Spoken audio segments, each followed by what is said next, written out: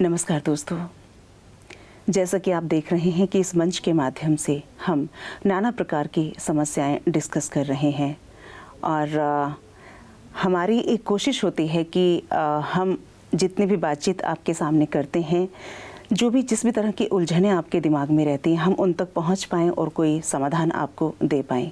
आप जानते ही हैं कि हम इस शो के माध्यम से महिला सशक्तिकरण की बात कर रहे हैं, तो कई तरह की समस्याएं और कई तरह के समाधान हमने इस कार्यक्रम से आपको देने की कोशिश की है। आज हम बात करेंगे एक आदर्श परिवार की। एक आदर्श परिवार कैसा हो, कैसे उसमें खुशियां बरकरार रहें, और जितनी भी कोशिश हम करते हैं घर में खुशियां लाने की, वो हमेशा नाकाफ़ी क्यों रहती हैं। इन सब पर बातचीत करने के लिए हमारे साथ सूरज भाई जी। भाई जी, ओम शांति। ओम शांति। भाई जी आज किसी परिचय के मोहताज नहीं हैं, घर घर में सब उनको जानते हैं और वो अलग अलग मंच से हमारी कई समस्याओं का समाधान करते रहते हैं।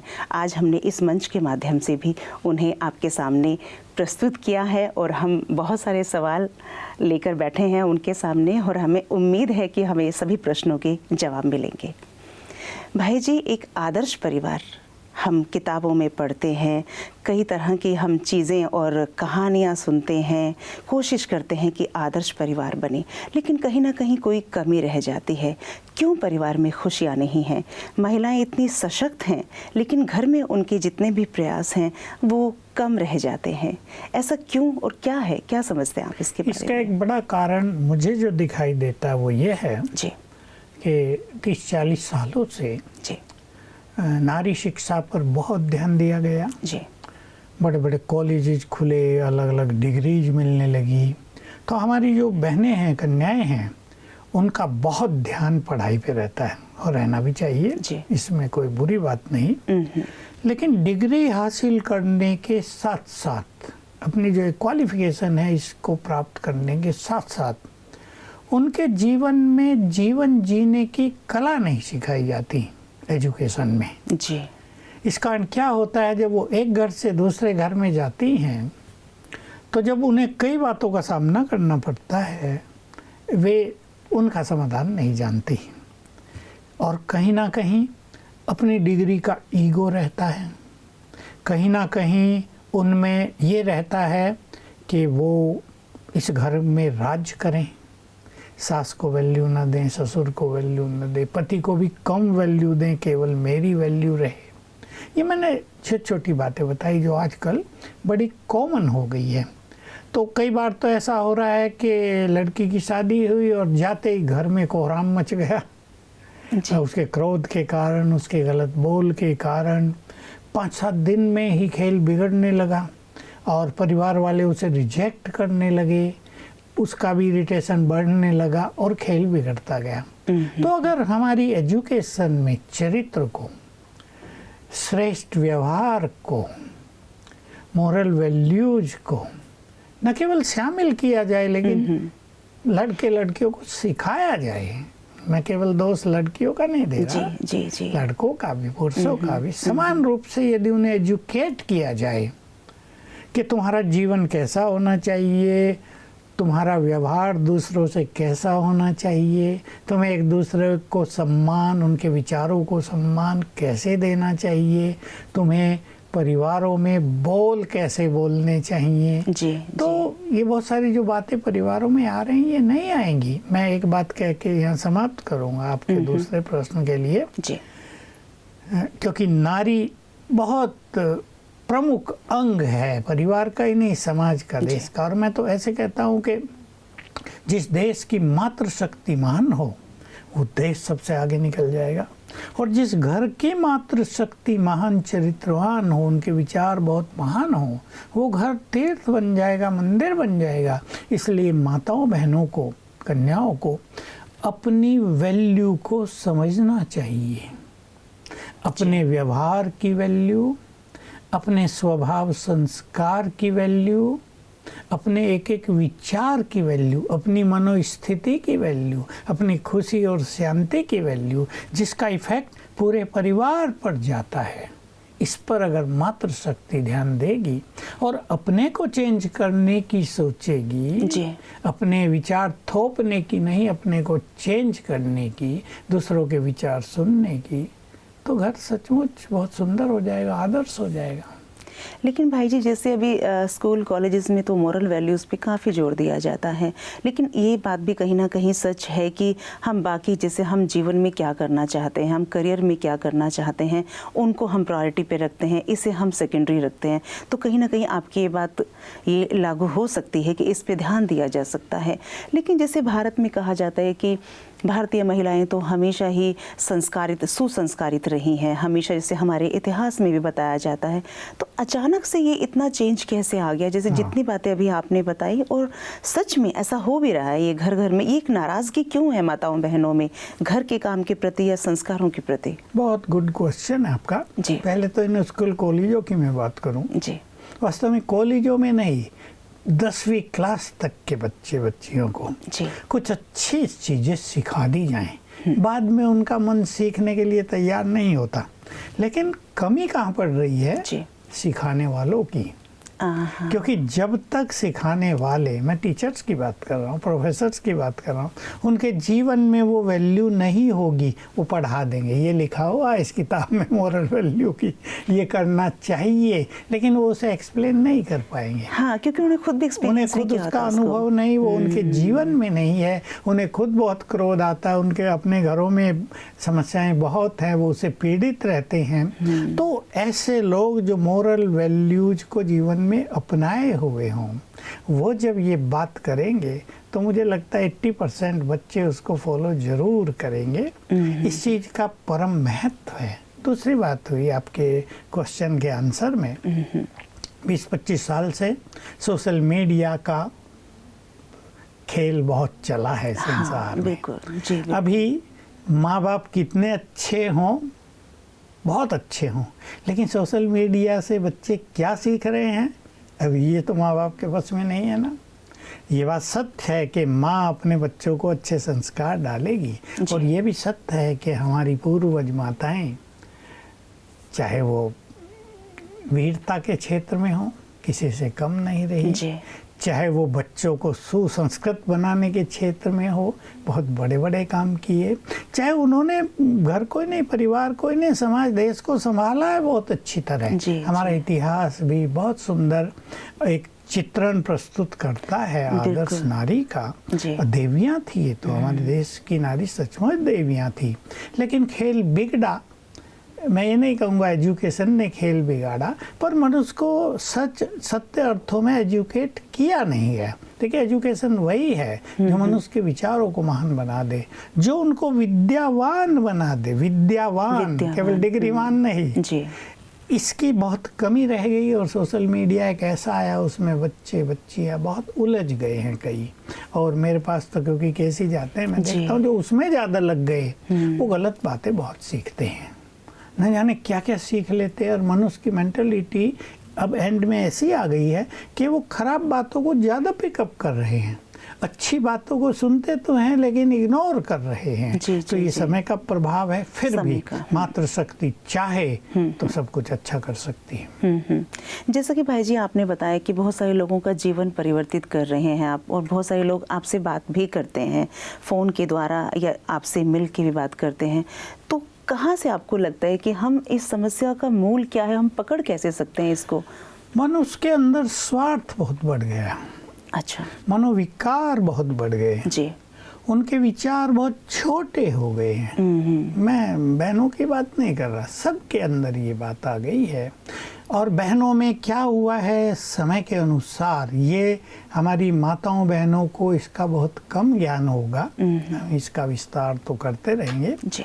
जो बहुत ज़्यादा इमोशनल और सेंसिटिव हैं, ये मातृशक्ति में ज़्यादा हो गया है, क्योंकि मन इस समय काफ़ी कमज़ोर हो गया है, उनके एक्सपेक्टेशंस ज़्यादा बढ़ गई हैं। एक समय था माँ देने वाली होती थी, अब उसको लेने की कामना ज़्यादा हो गई, एक्सपेक्टेशंस बहुत हो गई, इमोशनल ज़्यादा हो गई, सेंसिटिव ज़्यादा हो गई। इसके कारण क्या हो रहा है, हमारे बाहर जो कलयुग की बैड एनर्जी है चारों ओर, वो उनके अंदर समाने लगी है। ये एक बहुत बड़ा कारण हुआ जिसको आम माताएं तो बिल्कुल नहीं जान सकती, लेकिन सेंसिटिविटी और टू मच जो इमोशनल फीलिंग है, इससे निकलने का मार्ग तो कोई उन्हें बताता नहीं ना। जी, हमारे ईश्वरीय विश्वविद्यालय में राजयोग जो सिखाया जाता है, उससे मन शक्तिशाली बनता है, उससे बुद्धि सद्बुद्धि बनती है पहले, फिर वो डिवाइन होती है, उसमें सद्विचार भरते हैं, तो जीवन बदलता है। हमारे यहाँ आने वाली माताएं बहनें बहुत हैं, कन्याएं बहुत हैं, लाखों होंगी जिनका जीवन बदल गया, जिनके विचार बदल गए, एटीट्यूड्स बदल गए, कर्म करने का तरीका बदल गया, देने की भावना आ गई। और जो ये एक चीज़ होती है, दूसरों के अवगुण ग्रहण करना, दूसरों के बारे में ज़्यादा सोचना। प्रसिद्ध कहावत थी कि दो माताएं मिलती हैं तो घंटों बात करती रहती हैं, तो इधर उधर की बातें करेंगी ना, उससे बुद्धि में गंदगी भरती है, उससे बुद्धि इमोशनल भी होती है और कमज़ोर भी होती है। मैं कहूँगा मातृशक्ति को इससे बचना चाहिए, और राजयोग अगर सीख लें तो मन शक्तिशाली हो जाएगा, बुद्धि भी शक्तिशाली हो जाएगी, और बहुत चीज़ें वो परिवार में ठीक कर सकेंगे। मैं तो जानता हूँ माताएं ठीक करती हैं जी, मैं माताओं को अप्रिशिएट करता हूँ। बड़ी बड़ी समस्याएं घर की बड़ी माताएं ठीक कर लेती हैं, लेकिन जो हमारी आधुनिक पीढ़ी है, इसको थोड़ा कुछ और भी सीखने की ज़रूरत है। ये बड़ी सुंदर बात आपने बताई भाई जी कि राजयोग का अभ्यास हम करें तो हम काफ़ी चीज़ों के नज़दीक पहुंच सकते हैं जो हम बाहर कहीं ढूंढते रहते हैं। लेकिन एक छोटी सी बात जो मुझे यहाँ नज़र आती है कि आजकल की जो माताएं बहुत एम्बिशियस भी हो गई हैं। पहले तो ये होता था कि माताएं एक उसमें घर में रहती थी, बच्चों को सही शिक्षा देना, घर की व्यवस्था ठीक रखना, उनका फोकस यहीं तक था। अभी क्या है, सबको देखकर आर्थिक स्वतंत्रता भी चाहिए, उसके चलते वो बहुत एम्बिशियस हो गई हैं और उनको लगता है क्यों ना, और ये बहुत ज़रूरी भी है कि आप घर के साथ साथ आर्थिक स्वतंत्र भी रहें, है ना। और इसका भी शायद कहीं ना कहीं कोई प्रभाव मुझे समझ में आता है। नहीं, आपने बिल्कुल ठीक कहा, और क्योंकि कंपटीशन का युग है, और मुझे तो बहुत खुशी होती है, हमारी बहनें कन्याएं बहुत हाईली एजुकेटेड होती जाती हैं। मैं तो देखता हूँ उनमें कितने स्किल्स हैं, कितने टैलेंट्स हैं, और कितना बहुत कुछ करने का जज्बा है। मैं अप्रिशिएट करता हूँ उन्हें। मैं तो उन्हें कहा करता हूँ, तुम सचमुच देश का कल्याण करोगी, बस इतना ध्यान रखो कि चरित्रवान और महान बन के रहना, क्योंकि ये नारी शक्ति तो फिर से कल्याण कर रही है। हमारी ब्रह्मा कुमारी बहनें भी तो वही है ना, हाईली क्वालिफाइड हैं बहुत सारी उनमें से, लेकिन राजयोग और ज्ञान के कारण वो बहुत चरित्रवान हैं, इसलिए वो देश का कल्याण कर रही हैं। बाकी एम्बिशियस ये तो देखो समय के अनुसार होगा ही। अब उनको आर्थिक बल भी चाहिए, महंगाई बहुत बढ़ गई है, और जो उन्होंने क्वालिफिकेशन ली उसकी सेटिस्फेक्शन के लिए उसे यूज भी करना चाहिए। हम इसके लिए उन्हें अप्रिशिएट करेंगे। लेकिन हो क्या रहा है, एक बहन 8 घंटे नौकरी करके, 10 घंटे जॉब करके, कोई तो 12 घंटे जॉब करके जब घर आती हैं तो उनका हाल क्या होता होगा। थक जाती हैं, मन भी थका, फिर रास्ते में भी आना, आज व्यवहार कैसा रहा बड़ों का छोटों का, किसने इरिटेट किया है, किसने डांटा है, किसने कंप्लेंट की है, तो बेचारी बहुत सारा बोझ लेकर घर आती है। अब बच्चे वो इंतजार कर रहे थे मम्मी आए। अभी वो मम्मी के बेचारी के पास प्यार कहाँ बचा है, खुशी कहाँ बची, तो उसके वाइब्रेशंस का प्रभाव नई संतति पर आता जरूर है। एक समय था जब माताएं घरों में थी तो वो बच्चों का निर्माण कर रही थी, ये बात अब मिस हो रही है।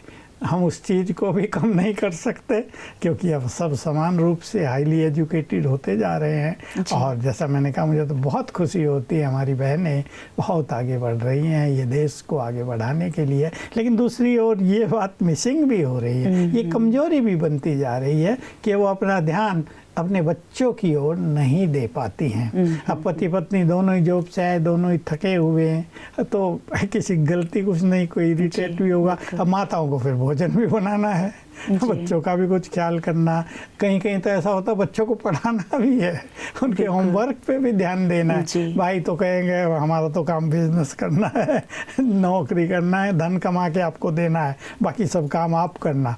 तो थोड़ी सी ये बात समय अनुसार बैलेंस न रहने के कारण गड़बड़ा गई है। जी। अगर बैलेंस हो, मैं कहा करता हूँ, अगर हमारी सरकार ऐसा कर ले कि हमारी बहनों के लिए 6 घंटे की ड्यूटी लगा दी जाए, ये जो 8-10 घंटे हैं वो थोड़े भारी हैं हमारी बहनों के लिए। अगर सरकार इस बात को समझे तो बहुत अच्छा होगा। तो वो अभी देखो 6 घंटे अगर उनको वहाँ दिया जा रहा तो 7-8 घंटे तो उनके लगेंगे ही आने जाने में, तैयार होने में, सब कुछ में। फिर वही विचार लेकर जाएंगी, वही विचार लेकर आएंगी। तो थोड़ा सा बहनों को अगर इस तरह से फ्लेक्सिबल कर दिया जाए। अब टीचिंग जॉब इसलिए सबसे अच्छी होती है बहनों के लिए, भाई उसमें ज़्यादा आवर्स तो देने नहीं पड़ते, चलो 6 आवर्स देंगे, और ज़्यादा भी दें तो ज़्यादा वर्कलोड भी ऐसा नहीं रहता। इसलिए मैं कहता हूँ बहनों के लिए ये फील्ड बहुत अच्छा। पर सब टीचिंग कहाँ करेंगी? हमारी बहनें तो साइंटिस्ट भी हैं बहुत अच्छी, प्रोफेसर हैं बहुत अच्छी, और ऑफिस में वर्क बहुत ज़्यादा संभाल रही हैं। तो अगर ऐसा हो जाए तो उनकी बहुत सारी एनर्जी बच्चों के निर्माण में, उनके भविष्य को सुधारने में, उन पर ध्यान देने में बहुत लग जाएगी। और मैं ये भी कहूँगा कि अगर वो मेडिटेशन सीख लेती हैं तो उनकी एफिशिएंसी बहुत बढ़ जाएगी। और इस एफिशिएंसी से क्या होगा, जो इरिटेशन होता है ना, जो आवर्स में किसी के व्यवहार के कारण, सब लोग कोई देवता थोड़ा ही हैं, बिल्कुल सही कोई उन्हें डांटेगा, कोई कंप्लेंट कर देगा, कोई बुरे वचन बोल जाएगा, कोई उनके कामों में नुक्स निकाल देगा। तो मनुष्य को इरिटेशन तो होता है। लेकिन अगर वो ज्ञान और योग भी सीख लेती हैं साथ में तो वो सहज भाव से काम करने लगती हैं फिर। और मैं एक चीज़ जो सीक्रेट है इस सृष्टि का वो बता देता हूँ कि अगर मनुष्य की मनोस्थिति बहुत सुंदर है, शांत है मन, डिस्टर्बेंस नहीं है, टेंशन नहीं है, तो उसकी कार्य शक्ति डबल हो जाती है। सीधी सी बात है कि व्यक्ति टेंशन में काम कर रहा है, 10 तो गलती करेगा, और गलती करेगा और उसको थकान बहुत होगी, उसका काम पर फोकस हो ही नहीं पाएगा, काम में गुणवत्ता ही नहीं आएगी, होगी नहीं, देर हो जाएगी फिर। इसलिए राजयोग इसमें और ज्ञान मदद करता है कि मनुष्य बहुत पीसफुल्ली काम कर सके, उसके जो इनर स्किल्स हैं, टैलेंट्स हैं, वो भी बढ़ जाते हैं। जैसे मैं बच्चों को सिखाया करता हूँ, उनमें लड़कियाँ भी हैं, लड़के भी हैं, कि जब तुम एग्जामिनेशन हॉल में बैठते हो, पेपर सामने आता है तो नर्वस हो जाते हैं बहुत बच्चे। मैं उन्हें कहता हूँ 1 मिनट शांत में बैठ जाओ, अगर मेडिटेशन आता तो मेडिटेशन करो, नहीं तो कुछ अच्छे विचार कर लो। 1 मिनट में आपका चित्त जो शांत होगा तो आप पेपर को अच्छी तरह देखेंगे, नहीं तो आगे की लाइन पीछे, पीछे की लाइन आगे दिख रही है। टिक किसी पे करना कर किसी पे रहे। मुझे IAS वाले बताते हैं कि अभी नर्वस हुए कि कुछ का कुछ कराए हैं, फिर आके पछताए, अरे तो सब हमें आता था। तो बहनों को भी अगर माइंड को पीसफुल रखना आ जाए तो सचमुच जीवन में खुशी आएगी, कार्य क्षेत्र भी अच्छा रहेगा, परिवार की भी देखभाल कर पाएंगे और परिवार आदर्श बन जाएगा। बहुत सुंदर सुझाव भाई जी आपने हमारे इस कार्यक्रम के माध्यम से दिए। और जो एक सरकार के लिए आपने जो सुझाव दिया ना कि 6 घंटे अगर औरतों के लिए फिक्स कर दिए जाएं तो ये बहुत अच्छा होगा, क्योंकि एक परिवार का निर्माण तो कहीं ना कहीं औरत के कंधों पर ही होता है, उसे ही देखना होता है। अभी तो क्या है, बेचारी महिलाएं काम से भी काम पर ही लौट आती हैं, तो इसीलिए जाहिर है फिर वो एक जो आदर्श परिवार हम बनाना चाहते हैं वो नहीं बन पाता, बहुत कोशिश करने के बाद भी। और ये जो सुझाव आपने दिया है, मैं तो चाहूँगी कि अगर सरकार के नुमाइंदे इस कार्यक्रम को सुन रहे हैं वो ज़रूर अपने मैनिफेस्टो में इसको रखें। इतनी सुंदर जानकारी देने के लिए भाई जी आपका बहुत बहुत धन्यवाद। ओम शांति। तो दोस्तों, हमारा तो प्रयास है कि हम आपकी सभी समस्याओं पर बात करें, और जैसे कि इस मंच से हम समाधान की बात करते हैं। समस्याएं तो सबके पास है, लेकिन समाधान कहीं कहीं मिलता है। ये जितनी भी बातें आज हमने अपने इस कार्यक्रम के माध्यम से की, मुझे लगता है कि आपके जीवन में ये ज़रूर आपको लाभ देंगे। अगले नए एपिसोड में फिर एक नए विषय के साथ आपके सामने हाजिर होंगे। तब तक के लिए दीजिए इजाज़त। नमस्कार। ओम शांति।